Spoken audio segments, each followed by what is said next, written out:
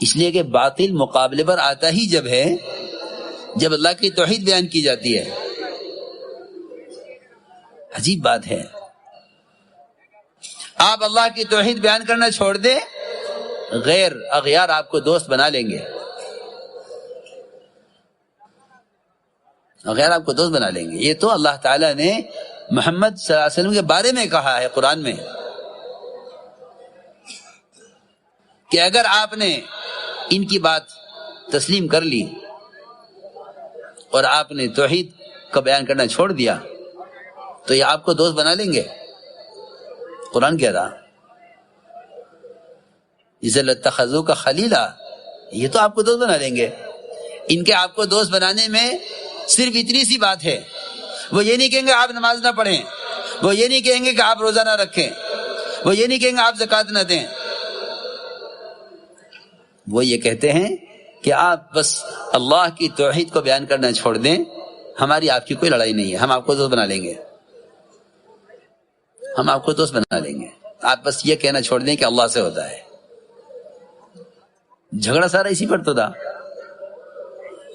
آپ صرف اتنا کہہ دیں کہ ان شکلوں سے ہوتا ہے، ہم آپ کو دوست بنا لیں گے. جھگڑا سارا اسی پر ہے. جھگڑا سارا اسی پر ہے. میں عرض کر رہا کہ ابراہیم علیہ السلام نے شکل کا انکار کرتے کرتے یہ بات پہنچی نمرود تک کہ انہیں کون پالتا ہے. اللہ مجھے معاف فرمائے، ہم اپنے مسائل کو لے کر غیروں کی طرف اس امید پر جا رہے ہیں کہ ان سے ہمارے مسائل حل ہو جائیں. اللہ کے غیر سے امید کرنا، اللہ ایسوں کو اپنے غیر کے حوالے کر دیتے ہیں. صحیح حدیث ہے، فرمایا ہے اگر ابن آدم اللہ کے غیر سے امید نہ کرے، اللہ اسے کبھی اپنے غیر کے حوالے نہیں کریں گے، اور اگر اسے غیر سے امید کرے تو اللہ رب العزت اپنے غیر کو اس پر مسلط کریں گے. غیر کو اس پر مسلط کریں گے، کر کے دکھلائیں گے. یہ ساری ذلت اور تسلط صرف اس لیے ہے کہ اللہ کی توحید کو بیان نہیں کرتے. اس کی توحید کا بیان نہ کرنا کائنات کے نظام کو اس کے غیر سے جوڑ دینا ہے. جب بات پہنچی نمرود تک کہ اچھا یہ ہمیں رزاق نہیں مانتے، ان کا کھانا بند کرو، انہیں ماننا پڑے گا. ان کا کھانا بند کرو، انہیں ماننا پڑے گا کہ ہم رزاق ہیں. ہم تو اللہ تعالی کی قدرت کو، ہم اللہ تعالی کی قدرت کو زمین سے غلہ اگنے کی شکل تک ہی سمجھیں، حالانکہ نہ یہ قدرت ہے اور نہ یہ قدرت کے تعارف کے لیے کافی ہے. نہ یہ قدرت ہے اور نہ یہ قدرت کے تعارف کے لیے کافی ہے، ہرگز نہیں. اس لیے کہ جب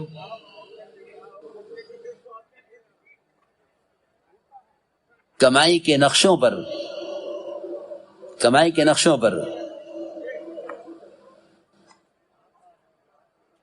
غیروں کا قبضہ ہو جائے گا تو مسلمان ہی سوچے گا کہ نقشے تو ان کے ہاتھ میں، میرے ہاتھ میں تو ہے نہیں. تو ہمیں ان کے ساتھ کوئی دینی سمجھوتا کر لینا چاہیے جس سے ہم ان کا یہ مطالبہ پورا کر دیں، یہ ہمیں کمائی کے نقشے دے دیں.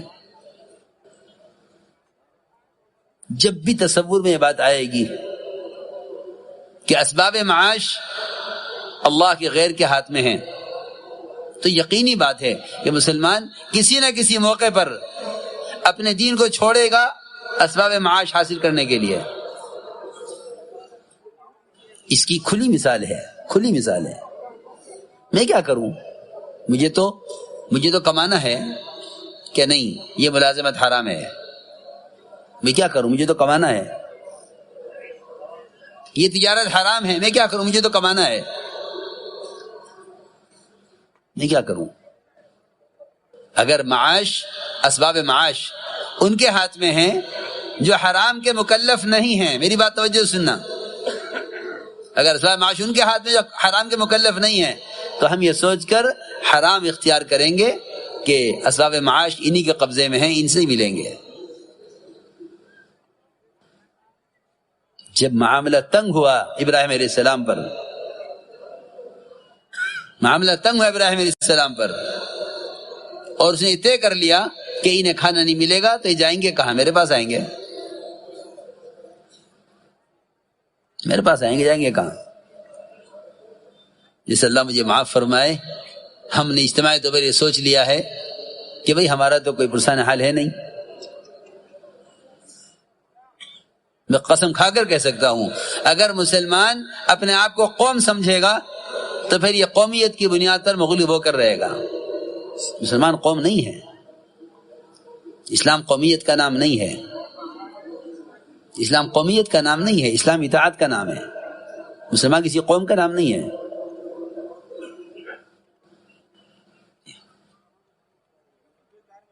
تو جب یہ میں عرض کر رہا تھا کہ عام طور سے لوگ یہ سمجھتے ہیں کہ زمین غلہ دے رہی ہے، اس کا تشکر بھی کرو، اور بلکہ سمجھتے ہیں کہ یہ اللہ کی قدرت ہے۔ میں عرض کر چکا ہوں کہ اللہ کی قدرت کے تعارف کے لیے بھی زمین سے غلے کا اگنا ناکافی ہے، اور یہ سمجھنا کہ یہ اللہ اس میں اللہ کی قدرت ہے یہ تو ممکن ہی نہیں ہے۔ قدرت اللہ کی ذات میں ہے، قدرت اللہ کی ذات میں ہے۔ کائنات کے کسی نقشے میں قدرت نہیں ہے، سب قدرت سے بنے ہوئے ہیں۔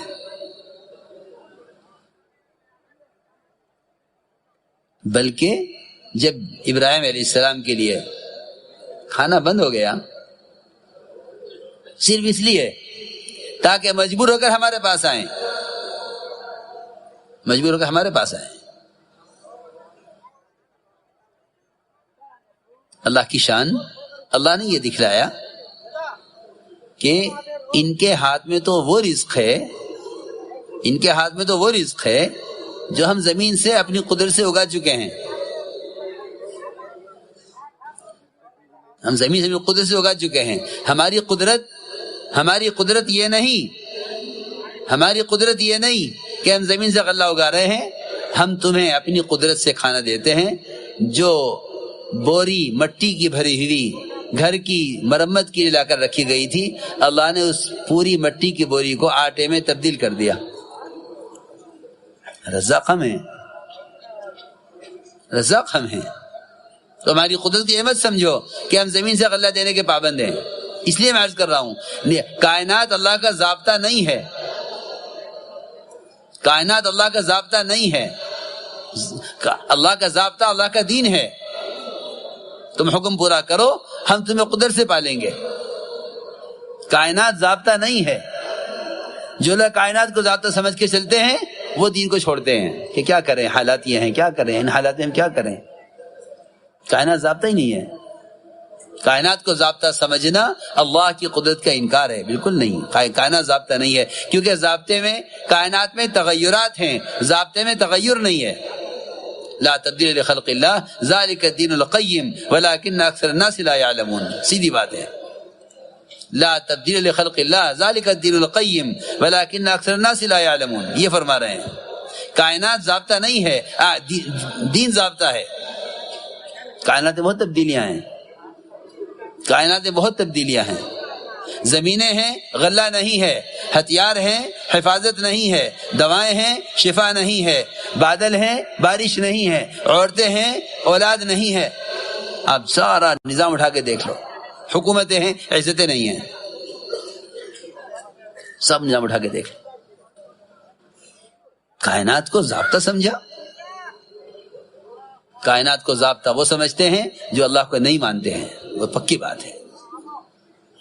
مسلمان کائنات کو کبھی ضابطہ نہیں سمجھے گا۔ اس لیے ہم نے عرض کیا کہ جتنے بھی کائنات کے تغیرات ہیں ان سب کا تعلق براہ راست اللہ کے امر سے ہے۔ لہذا ایک درخت بھی اگر ایک پتا بھی اگر درخت پر لٹکا ہوا ہے، اللہ کے امر کا منتظر ہے کہ اللہ کا کب حکم ہے اس کی گرنے کا۔ جی ہاں، سائنس بھی تھوڑی سکھلاوے گی کہ نہیں یہ یوں ہوگا، یہ یوں ہوگا، یہ نہیں، اللہ کے امر سے ہوتا ہے، اللہ کے امر سے ہوتا ہے۔ سائنس تو اللہ کے غیر سے ہونا سکھلاتی ہے، علم اللہ کی ذات سے ہونا سکھلاتا ہے۔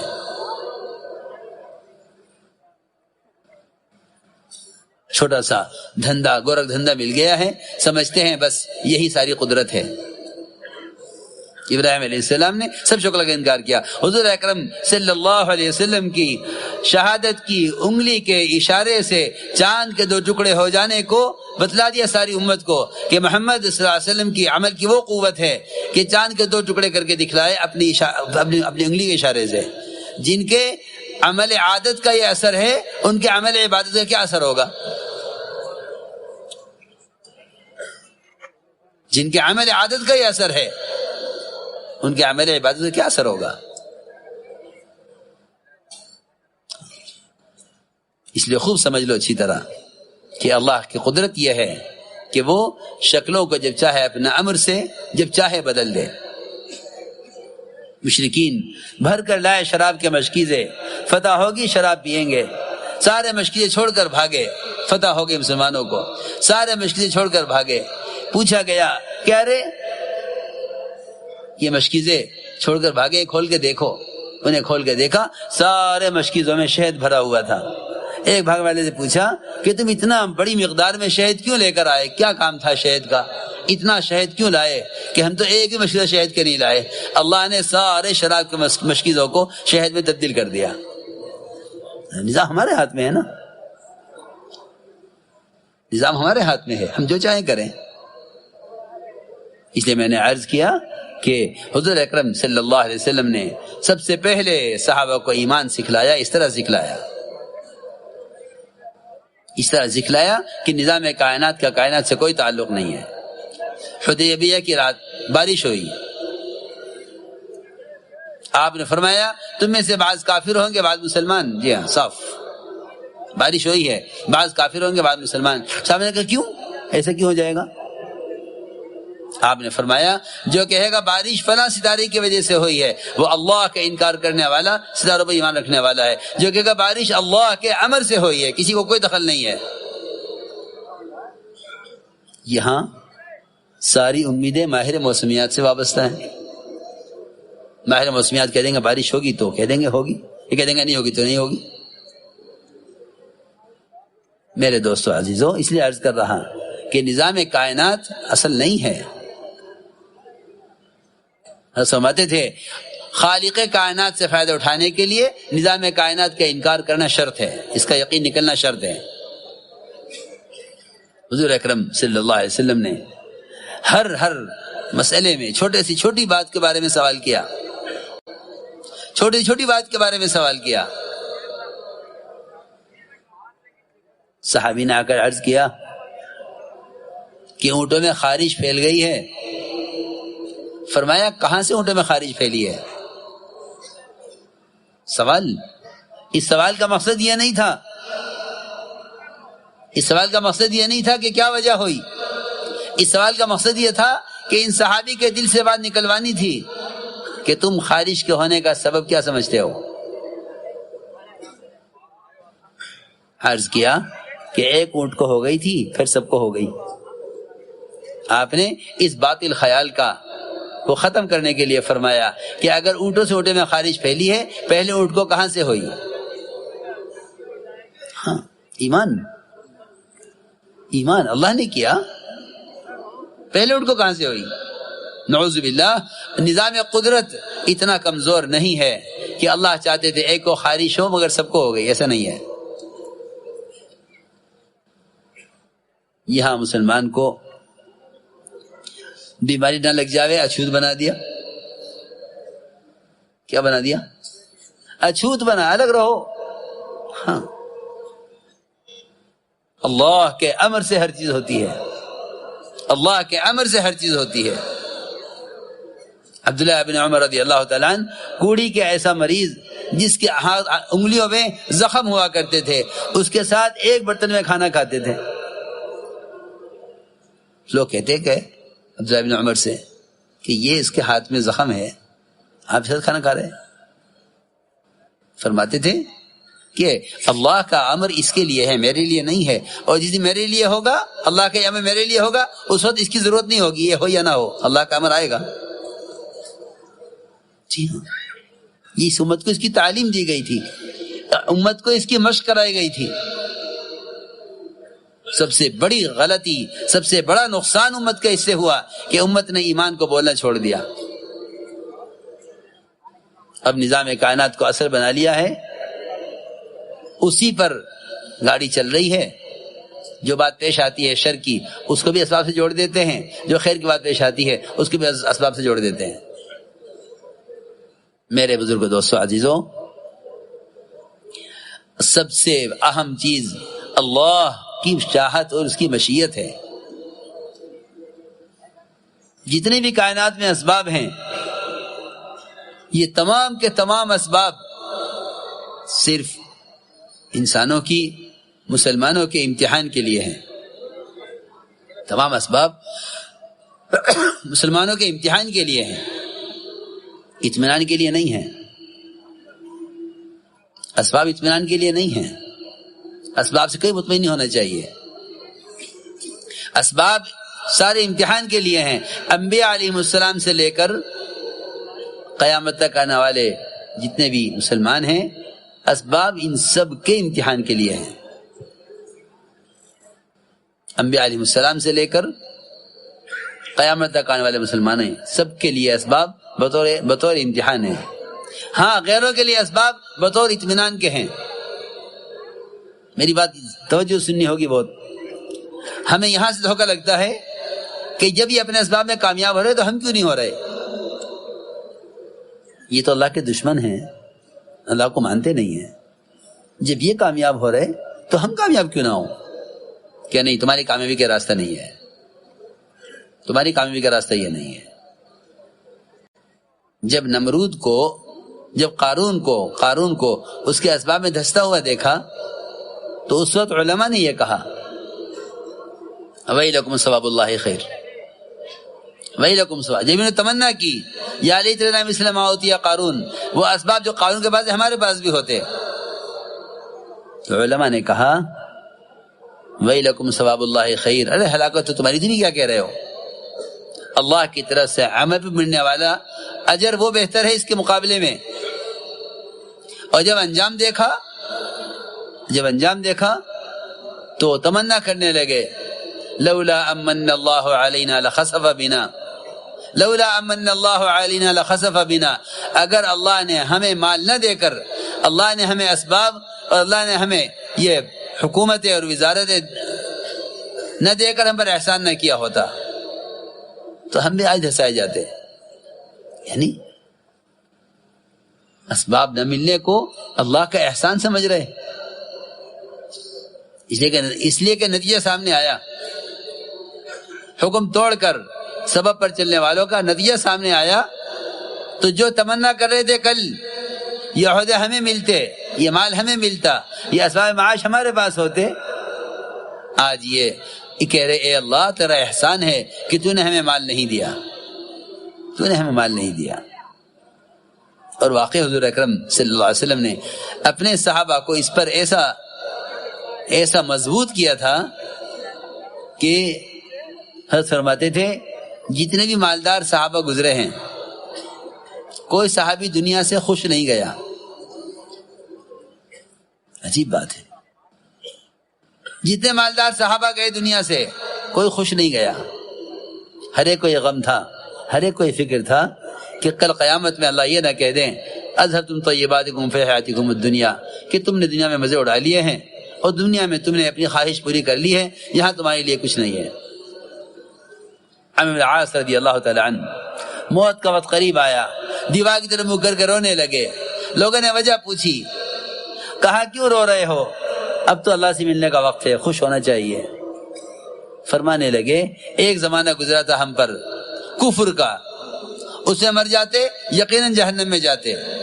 ایک زمانہ گزرا ہم پر اسلام میں فقر کا، اسلام میں فقر کا، وہ زمانہ سب سے بہترین زمانہ تھا، اس میں مر جاتے یقیناً جنت میں جاتے۔ پھر زمانہ آیا ہم پر فتوحات کا اور عمارت کا اور زمانہ آیا ہم پر مال کی کثرت کا، اب نہیں معلوم کہ قیامت میں کیا ہوگا، اس پر رو رہا ہوں، اب نہیں معلوم قیامت میں کیا ہوگا۔